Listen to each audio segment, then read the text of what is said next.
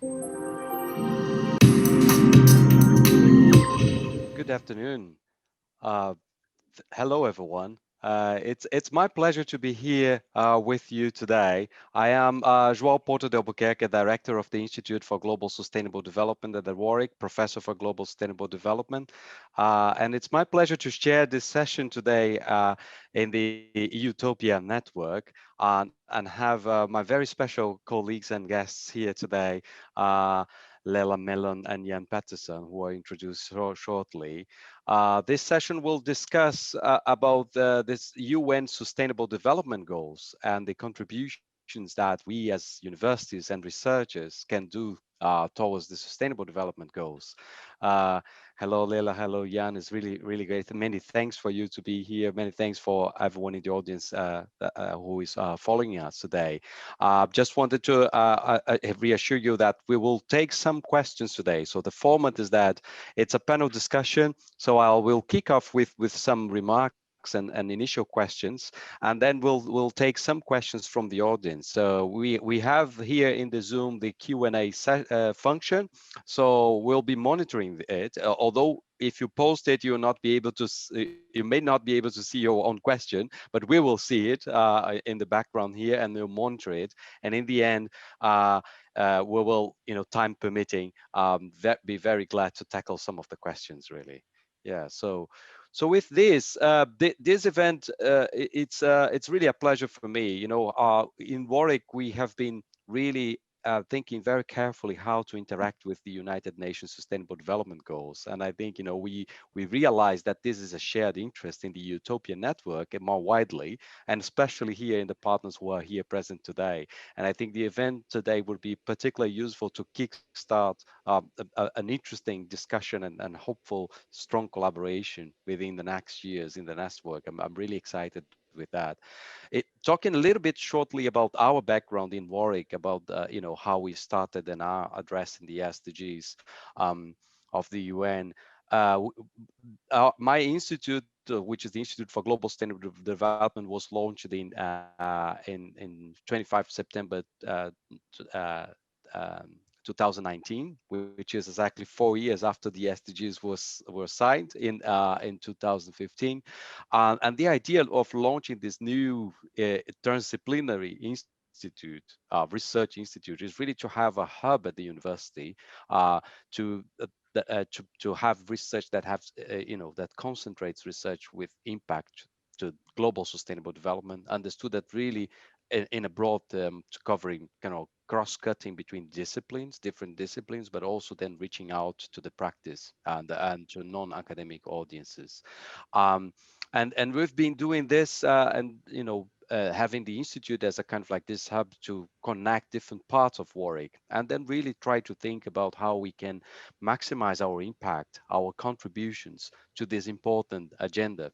As you may all know, the United Nations Sustainable Development Goals were signed off in 2015 as 17 goals for with an ambitious development agenda to be achieved by 2030, which unfortunately we must say we are not really on track, isn't it, Lela and Jan, to achieve, So in a way, I think this poses for us as universities interesting questions on how we can engage to maximize contributions and help the society really to achieve these goals. So this is a bit of the background in terms of Warwick. Some further developments we had, in this year, which very recently we just launched in September 2020 our first SDG report of Warwick, where we tried really to look at and mapping, doing a kind of like first assessment of what we are doing in the past year towards the SDGs. This was a very interesting exercise, and I think followed also some of the engagements we had in the climate emergency task force of the university. So Warwick declared climate emergency in 2019, and then after that, a task force was created to to kind of like define a plan, and the SDGs were seen as central. So now, interestingly, we have a new development that Warwick created an environmental and social action group, which will, combine our actions and try to catalyze really actions in terms of the climate change and the SDGs. So that's a bit of our background in terms of Warwick, and I'm really looking forward to hear more about from our speakers who are here today, Lela and Jan, and then kick off this dialogue today, in a form of a discussion, a conversation, really.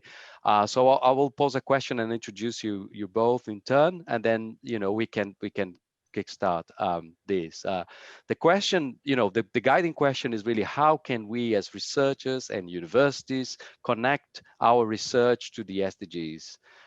Do you know of particularly good examples or initiatives in this area from your universities or others which you would like to share?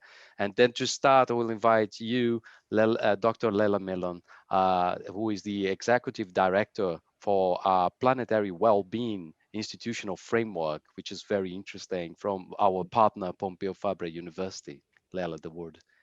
Thank you very much. Well, yeah, Pompeu Fabra University has been dealing with this question not only as to how to implement the SDGs, but how to make our functioning more sustainable in the three ways, right? So university as a public institution carries responsibilities in terms of forwarding the knowledge of the society, right? That's how universities came about at the beginning. So the main idea behind the Planetary Wellbeing Framework is exactly that, to further that same role of putting society ahead, of being the leaders of the change in which we started to think about. So when talking about how to implement SDGs, so how to make them a reality, so it's not just in general implementation, but putting them in action, in practice, in the framework which you're dealing with. So university framework is a specific framework in the society that carries not just responsibilities, but also the development. So when talking about SDGs, it's important to distinguish between the three functions that universities have. So it's about research on one side, teaching on the other side, and university as an organization on the third side. It is very important to approach the matter in an organic way.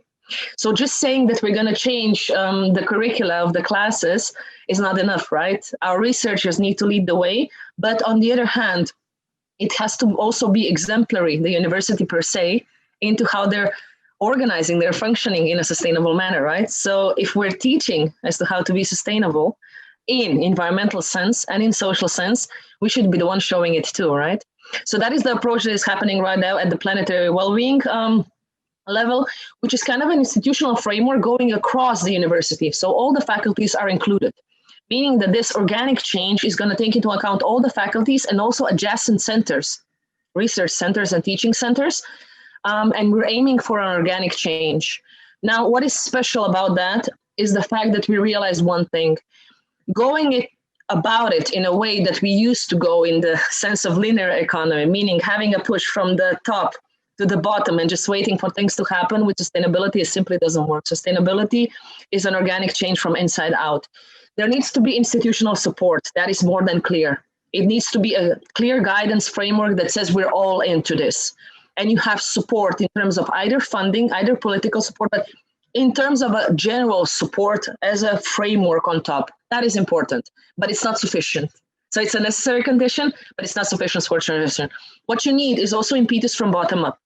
Now, what we're lucky about is the students come very aware to the university already, demanding knowledge on sustainability, demanding knowledge on SDGs, demanding more information, which is kind of a push for professors and for the classes to change too, right?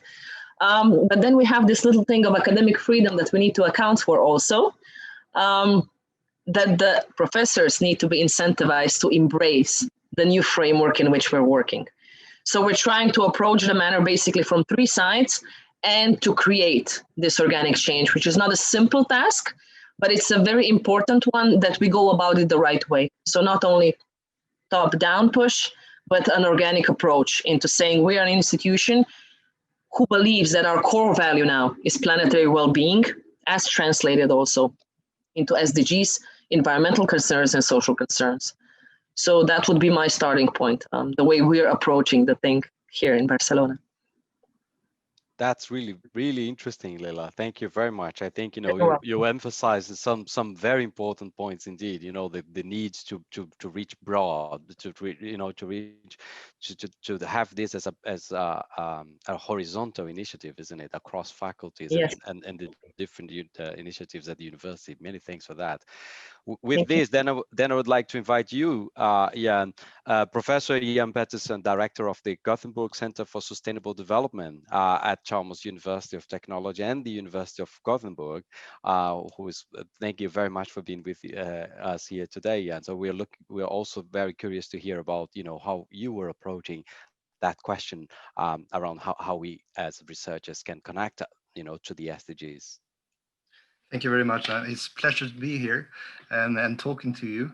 And I think that another question in another meeting would be how we compare our different systems, how we are dealing with this at our universities. I think that's really interesting. We have a fairly long history starting in the 1990s with environmental science, but it was only in the last 5 years that we really fully cover all the different aspects of sustainable development. So we have a general secretariat, as you said, at 2 universities, which is a bit special, and trying to deal with all the differences. But also we have a central secretariat with about 50 people. So we are much initiating and supporting researchers out at the different faculties. And the number of researchers is about 650, covering all different parts of the university. So it's a bit different model than some others at some other universities. But I've been thinking about, of course, your question, how do we as researchers connect to our research to the SDGs? And first of all, of course, science is absolutely essential if we are going to be able to reach the goals. And of course, the agenda is a fantastic thing. We have common goals, but the big problem is that we don't really know how to get there. We know that there are big transformations needed, but we haven't really defined them. To some extent we have, but there are so many questions left. And of course, as researchers, that is exciting. Outstanding questions is what we are living from to a large extent. I'd like to relate to something which I think is a good summary. I think many of you have seen the report, the Global Sustainable Development Report in 2019, with a short title, "The Future is Now." And I think that it gives a quite good summary of the different ways to behave or to attack the SDGs as researchers. And that report defines 3 different modes and different levels of engagement. And the first one is really the research that is referring to the agenda and use it as sort of a motivation for doing not exactly what was done before, but something similar. The next sort of level is to instead turn this a bit around, starting out with the goals in the agenda and then sort of adapt the research to that, more applied, looking for the solutions, more solution-oriented research.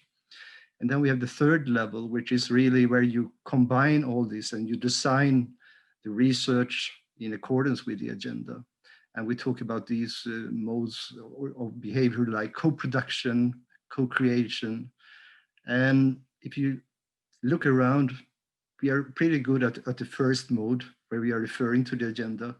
Not so much the second one where we actually focus on solving the goals.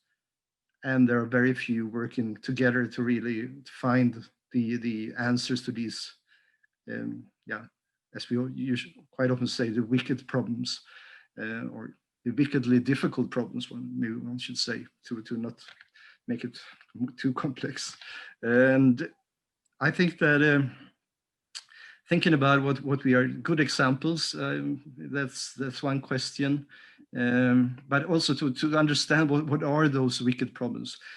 It's things like, how do you make energy transition inclusive and fair? How do you make just transformations? Where there are not one seeing a good answer. There you have to balance different aspects. And I think that's really where we have a lot of work to do as researchers. So that's a start, João. Can I just add 2 things on top of this? Absolutely, Lela, please. we have to get comfortable with the fact that sustainability science is a new ballpark. Talking about sustainability science, being multidisciplinary and interdisciplinary is a must. We're not used to working like that. But in order, for instance, if I go to social sciences and I'm more from the side of corporate law and economics, me and management, we need to understand that in order to give good suggestions for new policies, you need to understand the environmental sciences that are behind it. You also need to understand the psychological component of the transition. So being just and inclusive, what does it mean beyond the mere discipline? We need to understand that it's an interdisciplinary, multidisciplinary issue. We need to start being more comfortable with qualitative data. We are very uncomfortable with qualitative data. We are searching for numbers where numbers cannot be found. We need to shy away from that a bit. We need to go to the qualitative data and accept the fact that some things are simply going to be descriptive and be comfortable with using descriptives as in terms of amelioration instead of percentage. And the most important from my side for researchers is to understand that the game of sustainability right now is the most important thing in that game is posing the right questions. At the stage we're in right now, it is extremely important to know how to frame the questions because the answers sometimes are easier to find than the questions themselves. So in terms of SDGs, I think that's where we lack as researchers. And that's what I would like to cordially invite everybody to work on, including me, those 2-3 things. So that would be my comment, just from the side of the research. If I'm allowed, I can also make another comment. Sure, please. And especially considering what I mentioned, co-production, and that's related to what Lela just mentioned, that we need to be able to work across different borders within the universities, but also especially between the academia and the practitioners outside. And it's really hard, but it's also very rewarding. And that's related to finding the right questions to address. We need to define the question together with people outside university. Yeah, I think that's really key. Many thanks for both your points. I think that they resonate quite a lot with the things we've been thinking and doing here in the institute in Warwick as well. I do think that there is a bit of a cultural change needed, isn't it? Like a cultural change in how we approach science, really. You know, and indeed, I agree with you, Lela. We did complementarity between traditional disciplinary science, which of course we have a lot and do well, and I really glad that you referred to these 3 levels, Jan, of the SDG report. I really think they are useful to think that, referring to or, connecting research that we already do based on our agendas to the SDGs is perhaps the first step. But, the transformation will only come when we really transform our research, to really address this kind of like, this very complex challenges that we have at the moment. And I think you mentioned very good examples. I would like just to mention one more, which is the climate change,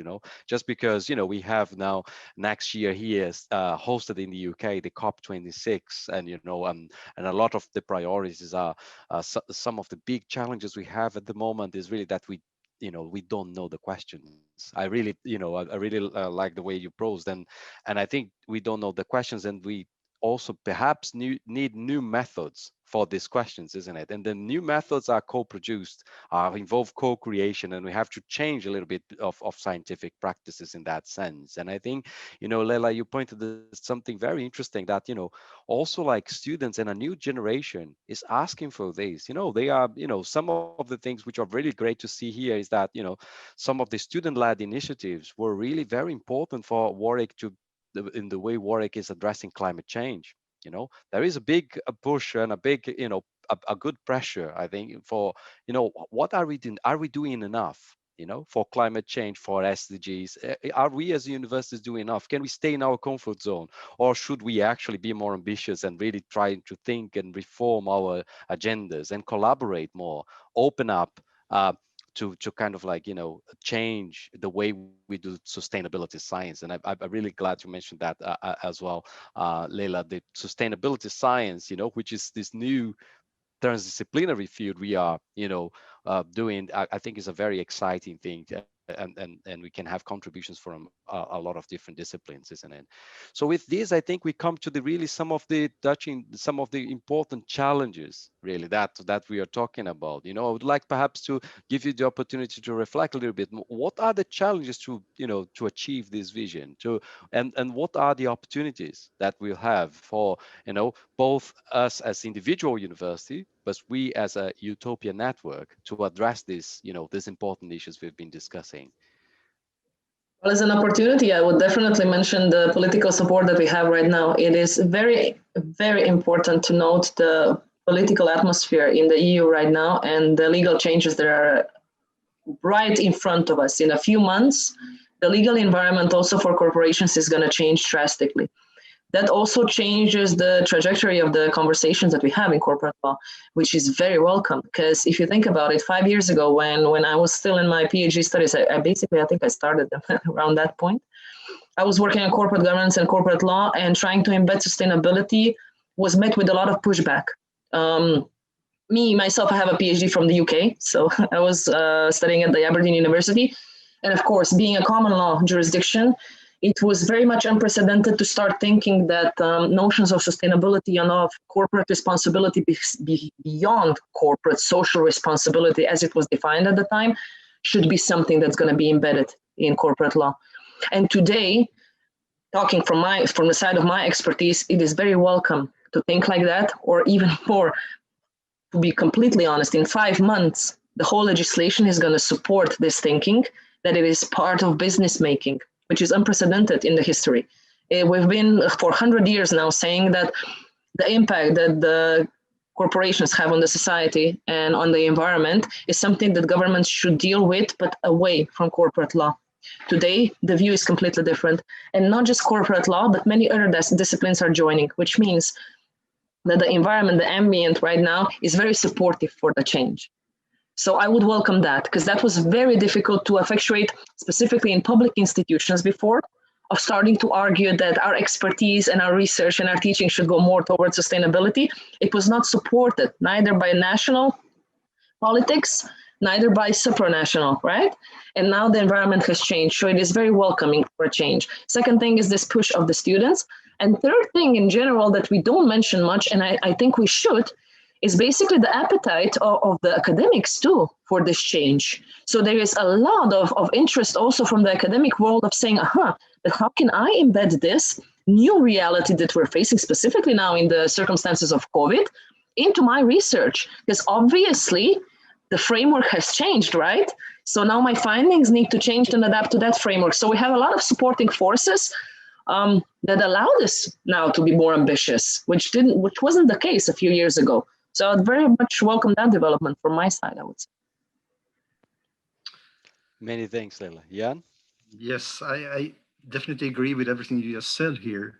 And I think we see the same, and the drive through society, that sustainable development is, a lot of people are talking about it, a lot of things are going on in society, and we are benefiting from that. And it influences our researchers, of course, it influences our students and teachers.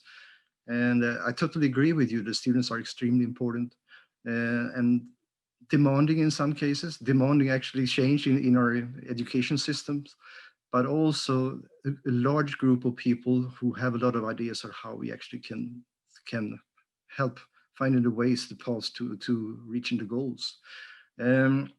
I'd like to emphasize just the agenda itself, that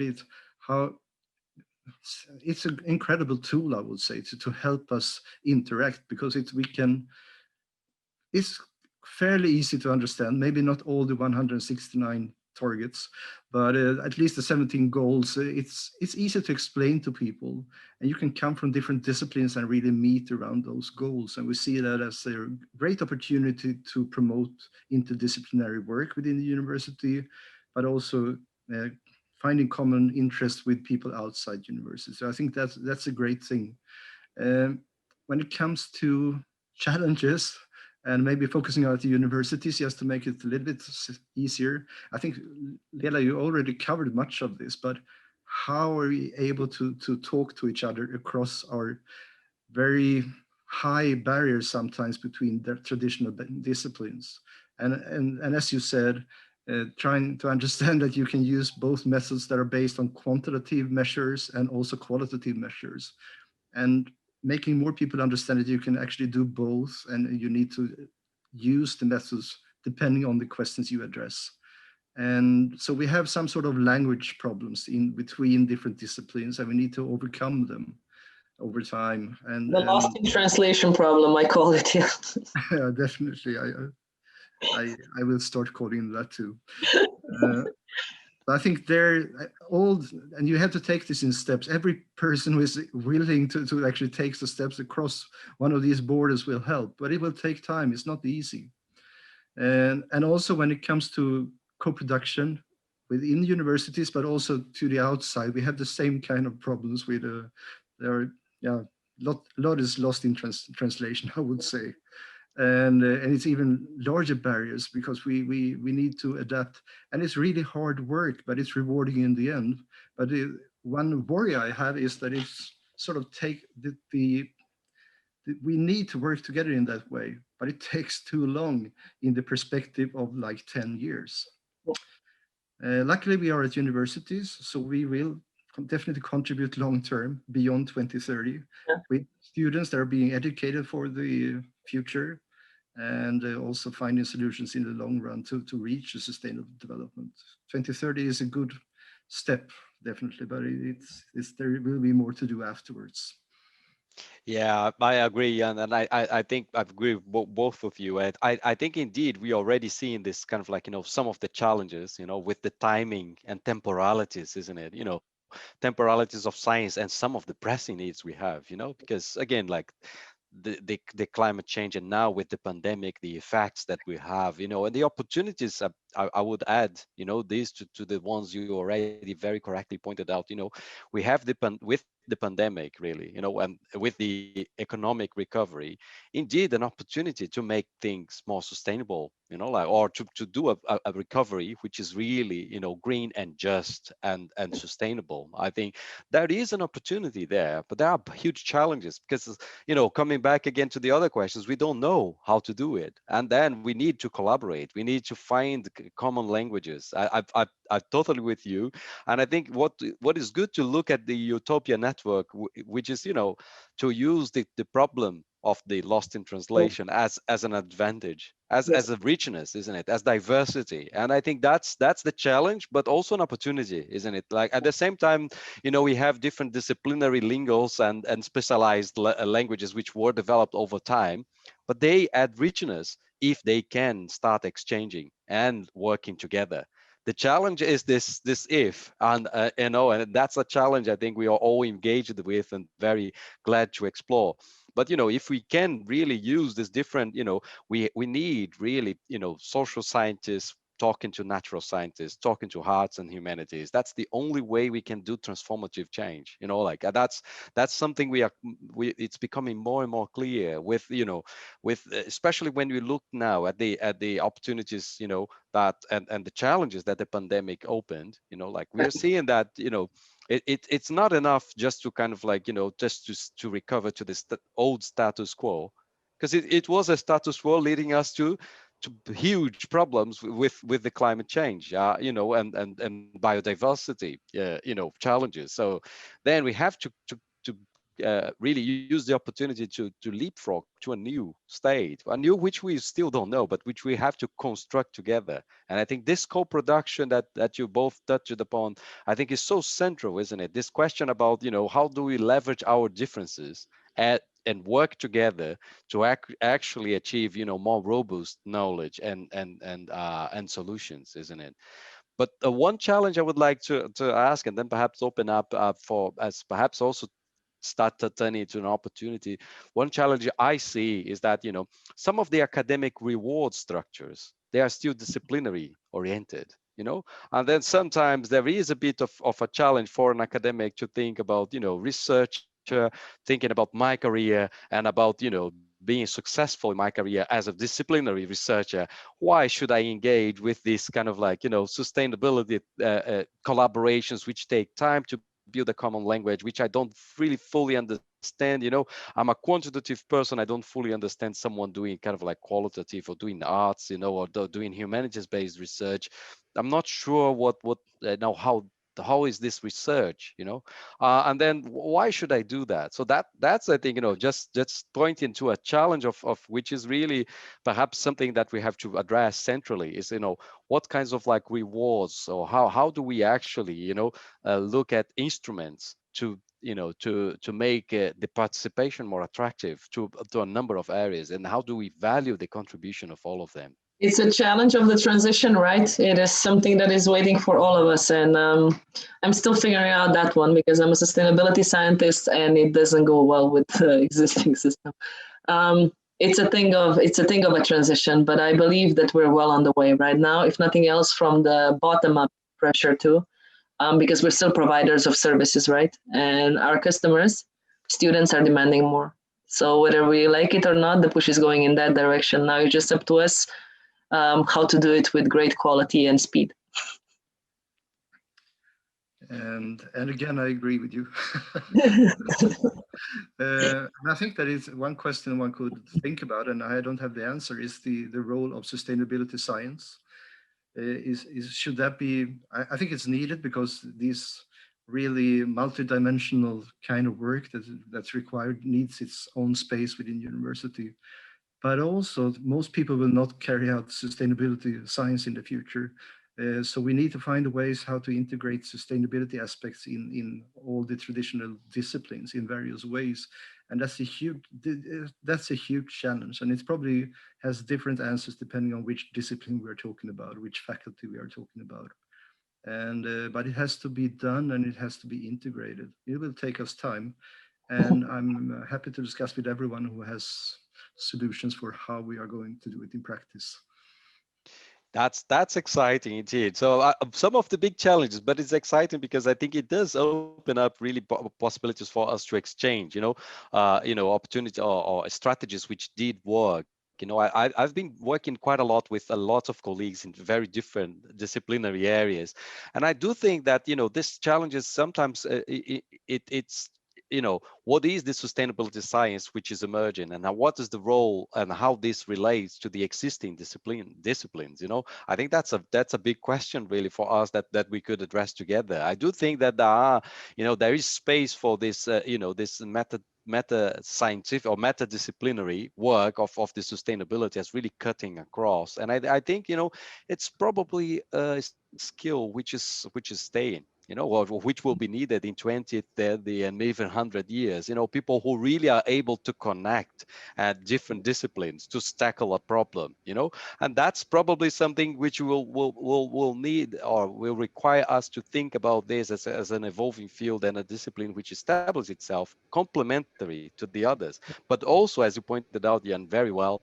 also like which is integrated in some aspects and changes all the fields as well with time. You know, how can we think about a more you know, sustainable engineering? You know, how can we think? I'm a computer scientist by training. How can we think about a computer science which includes sustainability aspects in the future? You know, I think that these are all very interesting questions that, you know, that are being posed now. We did receive one question from the audience, which I'd like to read out for you here, which is, you know, uh, related to traveling, you know, academic traveling, I think, which is quite interesting because, again, like thinking about sustainability and academics, I think traveling is something that it's a carbon footprint, isn't it?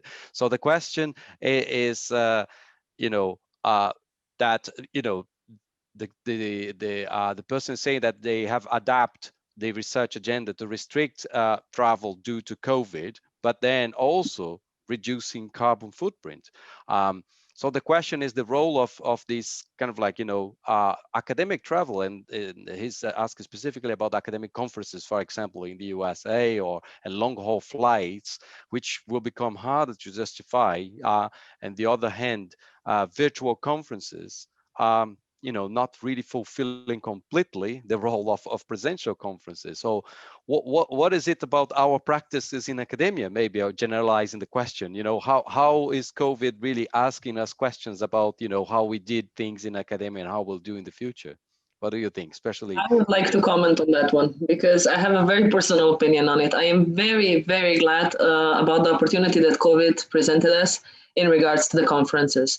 The practices before were outdated in a way because it required you to develop further your research to really go. And me as a sustainability scientist, I really had issues specifically with this long-term flights because if you're invited to Paris, it is very easy to go with the train, which has a lesser impact than if you're invited to Harvard, which is in the United States. I very much welcome this development that we are more capable now in one way in interacting in virtual conferences. At the beginning, we had troubles getting the maximum out of it as we can, because of course, presential is different than online. But I think that after these 8 months of engaging in conferencing in this way, we can mitigate our impact. So for instance, I have been participating also at the Yale Conference of Macroeconomics and Law. It is a beautiful experience. It's, of course, compared to the presential one, it is slightly limited, but it still gives a lot out. And I think we're way more used to it now and more welcome to open combined thinking in conferencing online and in person and mitigating our impact. But that should also be part of the policy of the organization as to how sustainable it wants to be. So here it's also a top-down push that says this is what we are going to do. We're going to limit ourselves because sustainability was never eliminating our impact. We're human beings. Just by being alive, we're impacting Earth. It is about mitigating and minimizing it. And I think universities can do a lot on it now due to this disruption caused by COVID. So that would be my comment. I also like to comment that this could be a conference on its own, I think. But in Sweden, we have one thing we have done is to have a national framework for climate that most universities have signed, so which sort of forces us to make changes. And of course, the pandemic has a huge influence here. And I'm pretty sure we need to travel less, and this digital revolution that we are going through right now will help us do that. But at the same time, there will have to be some travel in the future for field work and for some conferences. And what we need to fix in a reasonable time is to be able to travel fossil free. And from a completely national perspective, the ambitions are to have fossil free internal air travel by 2030. And that makes me I think it's very promising. And probably not too long after that, all flights starting from Sweden will also be fossil free. So the future will be different, and we should travel less for sure, but we should definitely not use fossil fuels. That's really very interesting. I do think that, that this is one of the interesting examples of how a disruption can also be an opportunity, isn't it? I think I agree with both of you. We are learning quite a lot of also like learning what works and but also what doesn't. Like in a way, we are all also perhaps learning to be more selective and more targeted in the traveling in the future. I agree with you completely with you both. And yeah, when you say, we'll still travel, but we'll be more selective now. We'll have to choose, and then we have to also push for traveling fossil-free, which is, I think, one of the big agendas we do have to have. But I would like to talk about the top-down that you mentioned, Lela. I think this is really good. So Warwick, indeed, we used this opportunity in Warwick to pass a new travel policy, and I do think it starts institutionally. It's individual decisions, but it's also in institutional policies, isn't it? And then we passed the policy that indeed now we have minimal distance for traveling with flights, otherwise trains, but also we are establishing a budget, a carbon budget for traveling, for per department in Warwick, and then now we have to justify it, much more than before. So I think that's a part of the changes we are studying here and implementing. Some of those are already policies, for example, the minimal distance, for lighting is already implemented as institutional policy here in Warwick, and some are, we're looking forward to continue. But interestingly, we received from not another question, but a suggestion from Gillian here, also very interesting in terms of new policies. For example, maybe we could encourage academics to only attend conferences that do every second meeting online. So first meetings in person, second meetings online. I think that's an interesting provocation, and I think a useful suggestion is really to think about what can we do more, isn't it? I think that's so we are reaching our limit. It was been really exciting conversation. I don't know, like we'll give you the opportunity to do some final words if you'd like, each of you, Lela and Jan. This has been really great. I would just like to thank you for inviting us and for having us, and encourage everyone to understand that sustainability is an ongoing story. And as Jan so nicely said it, the world today in terms of technology is not the world of tomorrow. Any little advancement today, and as much as we can mitigate our impact today, means that we're going to be able to mitigate it even more tomorrow due to the advancement. So the day of today is not the same as the future is going to be, as long as we go in the right direction. So that we follow lessening our impact, not enlarging it like latest reports show for China. So going in the right direction, step by step and consistently, I think that would be the way out. And I would like to remind you of SDG 17 partnership. Yes. And I think that that's really the key to success for all of us to achieving the agenda. And I believe that's also what EUTOPIA is about. So we are really happy to talk more with you and be in partnership with you. So let's try to solve many of these questions together. Wonderful. These are perfect final words. Many thanks, Jan, for this. Many thanks, Lela. It has been really great to talk to you today. Really a pleasure. Thank you very much. And thank you everyone who attended as well. I think also from my side, really an exciting start of a conversation, of a process, and of a journey, as you said, Lela. Really excited to interact with Pompeu Fabra, with Gothenburg. Many thanks to both, but also with the other partners, and then that we really push forward the sustainability agenda and how we engage with the SDGs in our universities. Many thanks. Yeah. So Thank you very much. Thank you very much. Thank you. See you next time. Thank you, everyone. We're closing now.